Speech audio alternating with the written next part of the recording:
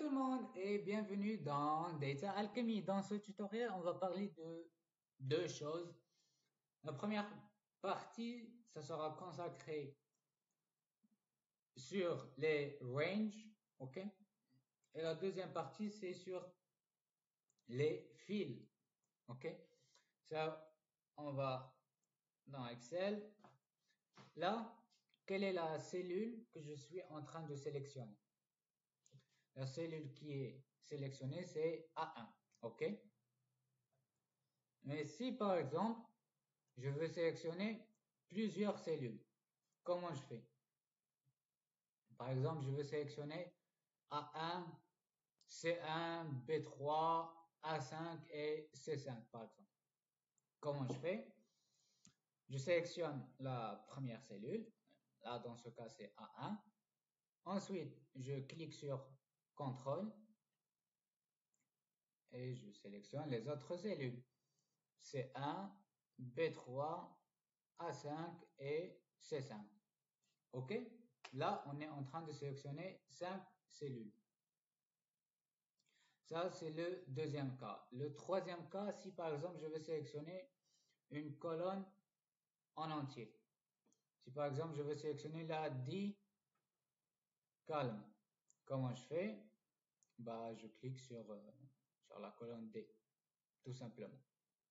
Et là, je suis en train de sélectionner toute la colonne D. Salut! Si vous voulez prendre une leçon qui est basée sur vos besoins, cliquez sur le lien en dessous sur la description et je vous dis dans le classroom. Bye bye! Par exemple, je veux sélectionner la ligne 3. Par exemple, bah, je fais la même chose. Voilà, je suis en train de sélectionner la troisième ligne.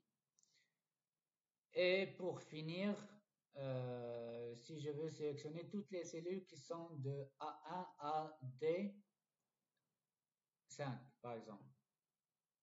Comment je fais? Je sélectionne la première cellule qui est A1. Ensuite, j'appuie sur le bouton de gauche de la souris et je drag comme ça. Je sélectionne jusqu'à D5. Et là, je suis en train de sélectionner le range A1 D5. OK? Ça s'écrit comme ça. A1, oups, A1 D5. OK? C'est A1 de point D5. Et ça se prononce A1 through D5. Ou en français A1 jusqu'à D5. OK? Ça, c'est la première partie de ce tutoriel. La deuxième partie, c'est les fils. Si par exemple, je veux avoir tous les chiffres qui sont de 0 à 10, par exemple, dans la première colonne qui est A. Bah, je fais 1, 2, 3, 4, 5. Ça prend du temps, n'est-ce pas? Bah, je vais supprimer ça. Est-ce qu'il n'y a pas une autre méthode qui est plus rapide, qui est plus efficace et qui m'évite de faire des erreurs? Je tape 1, ensuite je tape 2, ensuite je sélectionne ces deux cellules, là où je viens de mettre les chiffres 1 et 2.